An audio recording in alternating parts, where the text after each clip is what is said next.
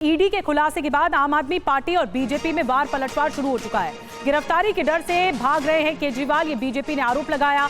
भ्रष्टाचार में डूबी है केजरीवाल सरकार, बीजेपी की ओर से एक और टिप्पणी की गई है और केजरीवाल से डर रही है केंद्र सरकार, ये आम आदमी पार्टी ने फिर पलटवार किया है।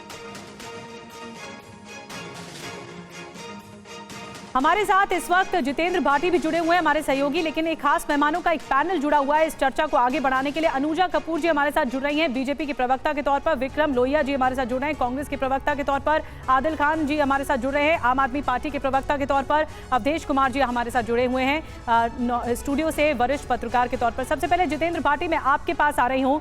ईडी की तरफ से क्या कुछ बड़े खुलासे किए गए, क्या दावा किया जा रहा है इस मामले में, शराब घोटाले मामले में?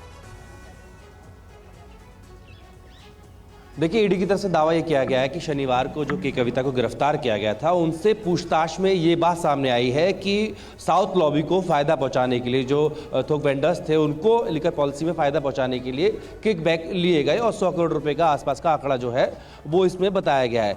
लेकिन अगर दूसरी तरफ हम देखें, अभी तक किसी भी चार्जशीट में या फिर इस तरीके से अरविंद केजरीवाल का नाम कहीं पर नहीं आया है कि वो इस मामले में आरोपी है। पहली मर्तबा जो है ईडी की तरफ से इस तरह का दावा किया गया है। और दूसरी तरफ अगर देखें तो लगातार जो है आम आदमी पार्टी इसी बात को लेकर के कह रही है। अरविंद केजरीवाल ने भी, आपको याद होगा, जो 2 नवंबर को पहला सम्मन आया था तो उन्होंने ईडी से यही सवाल पूछे थे कि उन्हें किस हैसियत से ईडी बुलाना चाहती है, इस मामले में गवाह के तौर पर, आरोपी के तौर पर, आम आदमी पार्टी के संयोजक के तौर पर या दिल्ली के मुख्यमंत्री के तौर पर। तो ये जो अभी ईडी की तरफ से नया खुलासा किया गया है और ये कहा गया है कि पूछताछ में इस तरह की बातें सामने निकल करके आई हैं कि अरविंद केजरीवाल और मनीष सिसोदिया के साथ में जो नेक्सस बनाया था के कविता ने और 100 करोड़ रुपए का किकबैक लिया गया और उसका इस्तेमाल जो है पार्टी में इलेक्शन के लिए किया गया। तो इस तरह की जो अटकलें हैं वो पहले भी लग रही थी। आम आदमी पार्टी लगातार कह रही थी कि ईडी जो है गिरफ्तार करना चाहती है और यही आम आदमी पार्टी का ये भी कहना है कि मामला जब कोर्ट में गया है, खुद ईडी ने मूव किया है कोर्ट में, तो कोर्ट के फैसले का इंतजार। चलिए, इस पर उत्तर भी हम लेंगे, उत्तर भी लेंगे अपने मेहमानों से। और देखिए, ईडी के दावे पर आम आदमी पार्टी का जवाब भी सामने आया है। केजरीवाल से डर रही है बीजेपी, केजरीवाल को गिरफ्तार करने की साजिश, ये कहना है आम आदमी पार्टी का।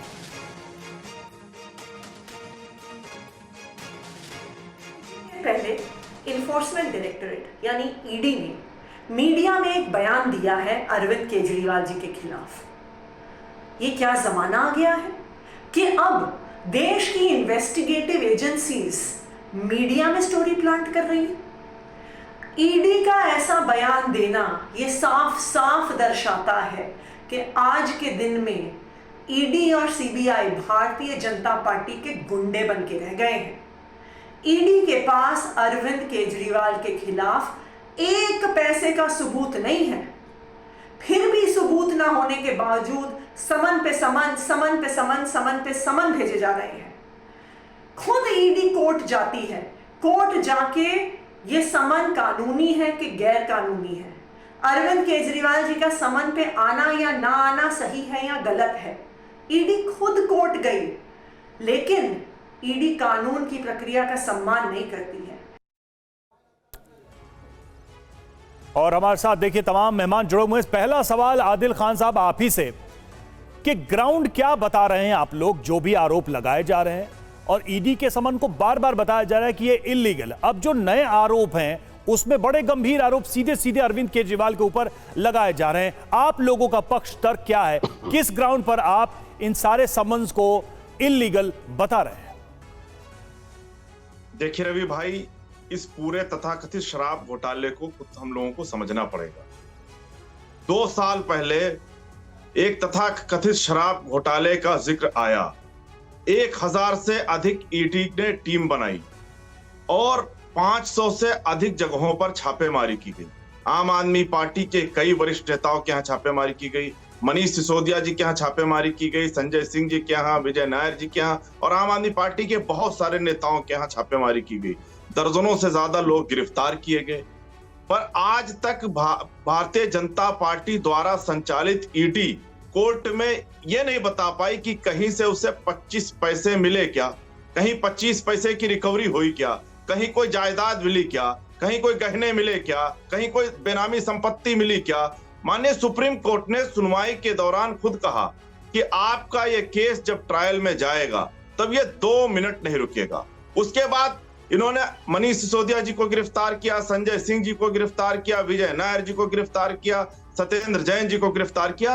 अब साजिश ये थी कि अरविंद केजरीवाल जी को कैसे गिरफ्तार किया जाए, तो अरविंद केजरीवाल जी को सम्मन भेजने का सिलसिला शुरू हुआ। पहला सम्मन आया, अरविंद केजरीवाल जी ने कानूनी सलाह ली और ये पूछा कि आप बताओ कि किस हैसियत से मुझे बुलाना चाहते हो। आप आम आदमी पार्टी के संयोजक की हैसियत से बुलाना चाहते हो, दिल्ली के मुख्यमंत्री की हैसियत से बुलाना चाहते हो, अक्यूज्ड की हैसियत से बुलाना चाहते हो, गवाह की हैसियत से बुलाना चाहते हो, उस पर कोई जवाब नहीं आया। पेश होना होगा ना जांच एजेंसी के सामने। अगर ये बात पता लगाना है कि अरविंद केजरीवाल से पूछताछ, नहीं, मैं आप ही के सवाल को ही जोड़ रही हूँ, आप जो सवाल उठा रहे हैं, अगर ये पता लगाना है कि अरविंद केजरीवाल से पूछताछ किस आधार पर होनी है, क्या विटनेस के तौर पर होनी है या आरोपी के तौर पर होनी है, उसके लिए तो फिर पेश होना होगा। समन बार बार अरविंद केजरीवाल उसका निरादर कर रहे हैं, ये बीजेपी भी आरोप लगा रही है आप पे। देखिए, मैं चाहता हूं कि आपके दर्शक इस पूरे तथाकथित घोटाले को समझे, इसलिए मुझे थोड़ा समय दे दीजिए। ठीक। अरविंद केजरीवाल जी को जब बार बार सम्मन आया, उसके बाद अरविंद केजरीवाल जी ने ईडी को लिख कर पूछा, ईडी कोर्ट चली गई। कोर्ट जाने के बाद अरविंद केजरीवाल जी ने कहा कि जी हमारा भी बजट सेशन चल रहा है, हम 16 तारीख को आएंगे और आपके सामने पेश होंगे। चूंकि कोर्ट का कानून का आम आदमी पार्टी और अरविंद केजरीवाल सम्मान करते हैं, 16 तारीख को अरविंद केजरीवाल जी कोर्ट में पेश होते हैं। कोर्ट अरविंद केजरीवाल जी को बेल देती है और अगली तारीख देती है। वो घर नहीं पहुंचते और दूसरे ईडी का समन पहुंच जाता है।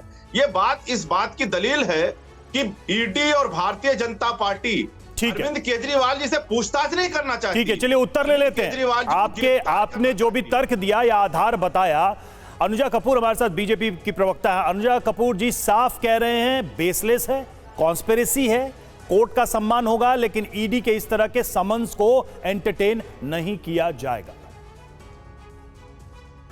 जय श्री राम। रवि जी, निधि जी और मेरे पैनलिस्ट, गुड मॉर्निंग। एक लॉयर होने के नाते भी इस पूरी आपकी बातचीत को मैं आगे लेकर जाऊंगी, और कोर्ट के अंदर बहुत केसेस हम लोगों ने भी देखे हैं। मेरे को लगता है कि इस बात को रेस्ट इन पीस कर देना चाहिए जैसे ही अरविंद केजरीवाल जी को बेल मिल गई। बेल उन्हीं को मिलती है जो अपने आप को गुनहगार मानते हैं। अगर वो बेल उनको नहीं मिलती, अगर वो नहीं जा रहे होते, तो वो कोर्ट में अपीयर नहीं होते बेल से रिलेटेड। बेल का मतलब ही सुनिश्चित करता है कि ही इज एन अक्यूज्ड। और कहीं पर भी ये भारतीय जनता पार्टी ने ये बात नहीं कर रही है कि आप अरविंद केजरीवाल जी आपको गिरफ्तार कर लेंगे, ना तो ईडी बोली ना सीबीआई बोली। आप जब सम्मन के तौर पे आ ही नहीं रहे सामने, तो इसका मतलब आपके अंदर डेफिनेटली कोई काला है, कोई मैल है, और आप ये जानते हैं कि एलिगेशंस ट्रू हैं। इसीलिए नहीं, वो कह रहे हैं कि बाकी लोग, वो कह रहे हैं कि हमारे पास रेफरेंस है इस बात का कि बाकी लोगों के साथ ऐसे हो चुका है और उनके साथ भी ये होगा। आप देखिए, दूसरे कई नेता जेल में हैं ना, उनको भी ऐसे ही 1 by 1 गिरफ्तार किया गया। यही डर वो जता रहे हैं, यही सवाल वो उठा रहे हैं। रवि जी, मुझे कंप्लीट करने दीजिए प्लीज, क्योंकि आपको ने जो बात कही वही बात मैं भी कह रही हूं। कोर्ट ने कोई एविडेंसेस देखे हैं, तभी तो ये लोग अभी तक बाहर नहीं हैं। आप ये अच्छी तरह से जानते हैं, 30 अक्टूबर को विंडफॉल गेन्स सुप्रीम कोर्ट ने कहा था, विंडफॉल गेन्स टुवर्ड्स ₹338 करोड़। ये विंडफॉल गेन्स का जो नाम है, जो ये कोर्ट है, ये सुप्रीम कोर्ट का कोर्ट है, और उन्होंने कहा है कि मनीष सिसोदिया को उस केस में बेल नहीं मिलेगी, क्योंकि विंडफॉल गेन्स ₹338 करोड़ के साथ टेंटेटिवली सपोर्ट करते हैं, कनेक्ट करते हैं। इस वजह से इन्हें बाहर नहीं भेजा जाएगा। ठीक है, बड़ी बात आप कह रहे हैं सारे कि इन्हें बेल इसलिए नहीं मिल रही है क्योंकि ईडी के पास सबूत है इस बारे में, और ये पुख्ता केस है, बड़ा केस है। ठीक है, हमारे साथ कांग्रेस के प्रवक्ता भी इस वक्त जुड़े हुए हैं, उनके पास चलते हैं। हमारे साथ विक्रम लोहिया जी जुड़े हुए हैं कांग्रेस के प्रवक्ता के तौर पर। विक्रम जी, लोकसभा चुनाव से पहले ये एक बहुत अहम मुद्दा है, बहुत ज़्यादा इस मामले पर वार पलटवार हो रहा है बीजेपी और आम आदमी पार्टी के बीच में, लेकिन ये एक बड़ा मुद्दा है, और ऐसे में बीजेपी साफ कह रही है कि अगर समन के सामने पेश नहीं हो रहे हैं अरविंद केजरीवाल, तो दाल में कुछ काला है। आप क्या कहेंगे? आप तो मिलकर लड़ रहे हैं चुनाव दिल्ली में। देखिए, मैं ये कहना चाहता हूं कि जिस प्रकार से आज घटनाक्रम इस देश के अंदर उभर के सामने आ रहे हैं, जिस प्रकार से प्रधानमंत्री जी के दबाव में जांच एजेंसियां काम कर रही हैं, इस प्रकार की राजनीति नहीं होनी चाहिए इस देश के अंदर। जांच तो इस बात की भी होनी चाहिए कि उस समय के तत्कालीन उपराज्यपाल ने वो एक्साइज पॉलिसी क्यों पास की। इसकी शिकायत भी हमने की थी कि जिस प्रकार से भारतीय जनता पार्टी के खातों में सोम बिस्लरी कंपनी के द्वारा चंदा दिया गया, उसकी भी जांच होनी चाहिए। 4 बार भारतीय जनता पार्टी के खातों में चंदा उसी कंपनी के द्वारा आया जिसको टेंडर दिया गया था। क्यों इस प्रकार की घटनाक्रम इन दूसरे विपक्षी दलों के खिलाफ होती है, अपने लोगों के खिलाफ क्यों नहीं हो पाती है?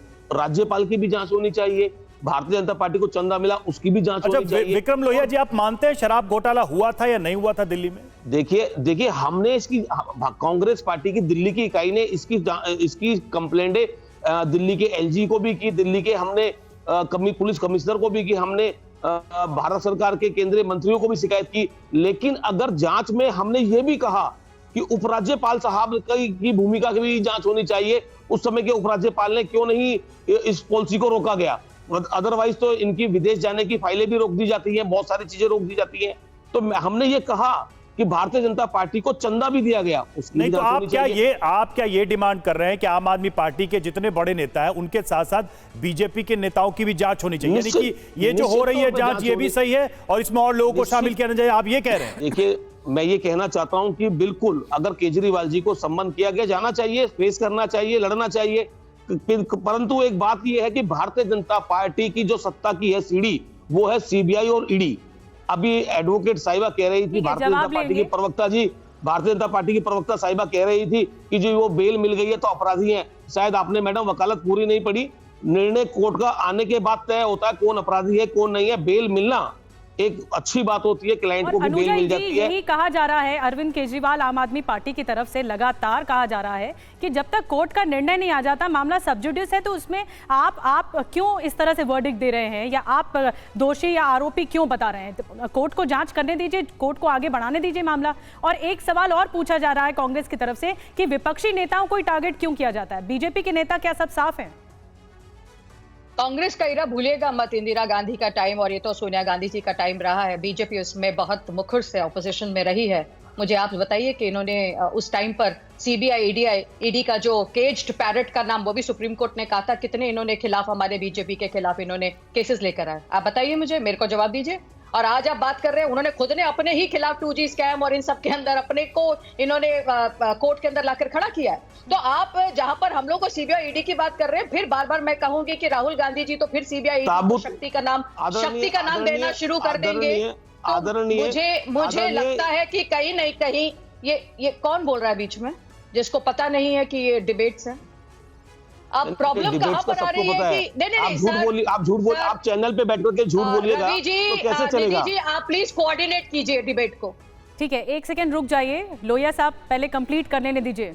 जी बोलिए अनुजा जी। धन्यवाद। राहुल गांधी अभी ईडी और सीबीआई को इन्होंने लिखकर ट्वीट के अंदर कह दिया कि वो शक्ति हैं। तो समझ में नहीं आता कि वो एजेंसी है कि शक्ति है। तो प्रॉब्लम कहाँ है कि ठीक है, नहीं ये देखिए, ये सब राजनीतिक बयान है। देखिए ये सारे पॉलिटिकल स्टेटमेंट है अनुजा, ये सब पॉलिटिकल स्टेटमेंट है। हम चुनाव में देखते हैं क्या क्या किस तरफ से बोला जाता है, ये कोई छुपी हुई बात नहीं है। मूल सवाल ये है कि इस पूरे मामले में जो लीगल स्टेप्स हैं वो क्या वाकई में वैलिड है?